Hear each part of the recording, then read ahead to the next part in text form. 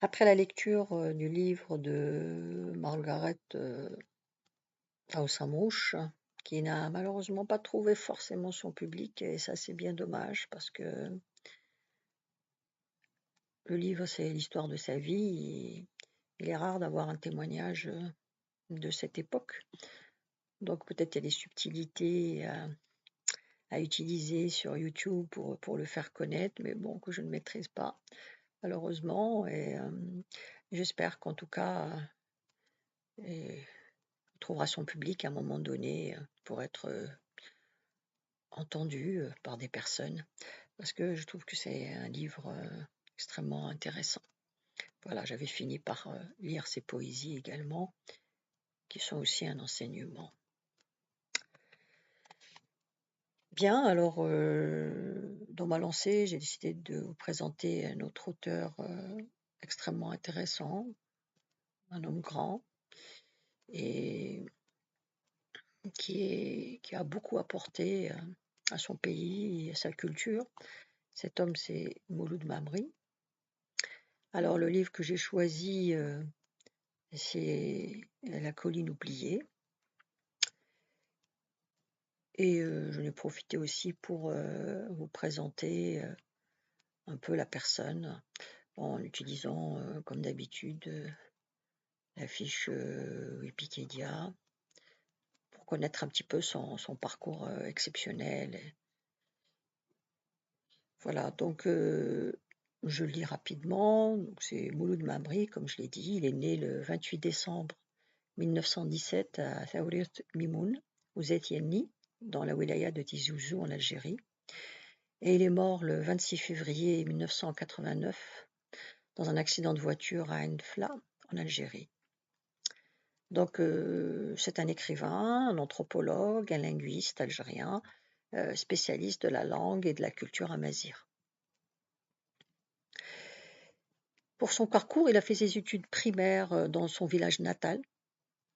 En 1928, il part chez son oncle installé à Rabat, au Maroc, où ce dernier est alors le chef du secrétariat particulier du sultan Sidi Mohammed, c'est-à-dire le futur roi Mohammed V, et l'intendant général du palais royal. 4 ans après, il revient à Alger et poursuit ses études au lycée Bugeaud, actuel lycée Émir Abdelkader à Bab el Oued à Alger. Il part ensuite au lycée Louis-le-Grand à Paris avec l'intention de rentrer à l'école normale supérieure, mais il a été mobilisé en 1939 et libéré en octobre 1940. Il s'inscrit à la faculté des lettres d'Alger.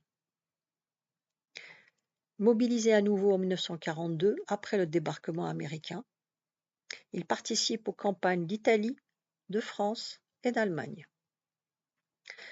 À la fin de la guerre, il prépare à Paris un concours de professorat de lettres et rentre en Algérie en septembre 1947.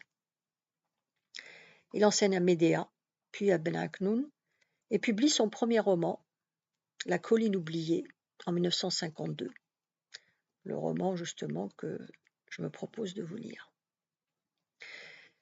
Il participe à la guerre d'indépendance d'Algérie sous le nom de guerre de Sibouakaz, rédigeant notamment un rapport sur la question algérienne adressé à l'ONU. Mais sous la pression des événements, il quitte l'Algérie pour le Maroc en 1957 pour éviter l'arrestation. De 1957 à 1962, Mouloud Mamri reste au Maroc et rejoint l'Algérie au lendemain de son indépendance. De 1968 à 1972, il enseigne le berbère à l'université dans le cadre de la section d'ethnologie, la chaire du berbère ayant été supprimée en 1962. Il n'assure que des cours dans cette langue qu'au gré des autorisations, animant bénévolement des cours jusqu'en 1973. Tandis que certaines matières telles l'ethnologie et l'anthropologie, jugées sciences coloniales, doivent disparaître des enseignements universitaires. De 1969 à 1980, il dirige à Alger le Centre de recherche anthropologique, préhistorique et ethnographique, le CRAP. Il fait également un passage éphémère à la tête de la première Union nationale des écrivains algériens, qu'il abandonne pour discordance de vues sur le rôle de l'écrivain dans la société. Mouloud Maamri recueille et publie en 1969 les textes du poète kabyle Si Mohand. En 1980, c'est l'interdiction d'une de ses conférences à Tizi Ouzou sur la poésie kabyle ancienne qui est à l'origine des événements du printemps berbère. En 1982, il fonde à Paris le Centre d'études et de recherche Amazir, le CERAM, et la revue Awel, La Parole, animant également un séminaire sur la langue et la littérature amazigh sous forme de conférences complémentaires au sein de l'École des hautes études et sciences sociales, EHESS. Ce long itinéraire scientifique lui a permis de rassembler une somme d'éléments fondamentaux sur la langue et la littérature amazigh. En 1988, Mouloud Maamri reçoit le titre de docteur honoris causa à la Sorbonne. Mouloud Maamri meurt le soir du 26 février 1989 des suites d'un accident de voiture qui eut lieu près de Ain Defla. À son retour d'un colloque tenu à Oujda, au Maroc, sur la mazirité. Le 27 février 1989, sa dépouille est ramenée à son domicile, rue Sfinja, ex-Laperlier, à Alger. Il est inhumé le lendemain à Thawlet Mimoun, à Etienny. Plus de 200 000 personnes assistèrent à son enterrement. Voilà pour le résumé sur Wikipédia de sa vie. Alors, il y a aussi une de ces citations que je vais vous proposer. Il a dit « Vous me faites le chantre de la culture berbère et c'est vrai. Cette culture est la mienne. Elle est aussi la vôtre. Elle est une des composantes de la culture algérienne. Elle contribue à l'enrichir, à la diversifier. Et à ce titre, je tiens, comme vous le devriez le faire avec moi, non seulement à la maintenir, mais à la développer. »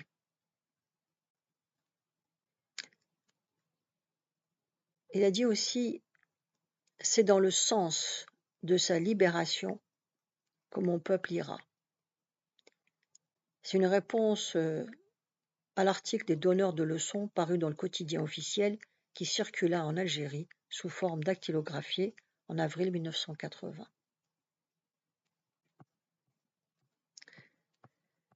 Voilà pour résumer un petit peu sa vie de ce grand personnage qui a fait beaucoup pour l'Algérie, pour la culture berbère, et qui a écrit tout au long de sa vie aussi, que ce soit des œuvres pour le théâtre ou des romans, comme celui que je vous propose. Il y a également une statue qui a été édifiée dans sa ville de naissance, sa région de naissance, c'est-à-dire les Etienny. Et il a reçu, comme on l'a dit, une décoration qui s'appelle Achir de l'Ordre du Mérite national d'Algérie. Je pense à un homme qui méritait beaucoup plus de décorations, que ce soit pour ce qu'il a fait pour la guerre d'Algérie ou pour ce qu'il a fait pour la Deuxième Guerre mondiale. Mais c'était un homme modeste aussi, humble, mais qui était d'une très grande richesse et qui avait énormément de connaissances. Donc, s'il y avait autant de monde à son enterrement, c'est pas pour rien. Alors, je vais vous lire le dernier texte qui a été écrit par quelqu'un malheureusement qui est mort tragiquement, qui était un auteur aussi important et qui était Tahal Jaoud, qui a été assassiné par des intégristes malheureusement. Et il a écrit ce texte sur Mouloud Mabri dans l'actualité, Algérie Actualité, le 9 mars 1989. Voilà, ce texte, il dit « Lettre à Del Mouloud. Tes rapports avec le pouvoir, tous les pouvoirs, ont été très clairs. Une distance souveraine. Tu n'acceptais aucune contrainte, aucun boulet à ton pied, aucune laisse à ton cou. Tu étais par excellence un homme libre. Et c'est ce que Amazir veut dire. Cette liberté t'a coûté cher. De toute façon, tu en savais le prix et tu l'as toujours accepté. Ce serait faire affront à ta générosité et à ta noblesse d'âme que de m'attarder à l'énumération des injustices, des diffamations qui glissaient sur toi comme de simples égratignures. Qui peut oublier les débuts de l'année 80 ? Des hommes qui nient une partie de la culture de ce peuple, t'interdisent de prononcer une conférence sur la poésie kabyle.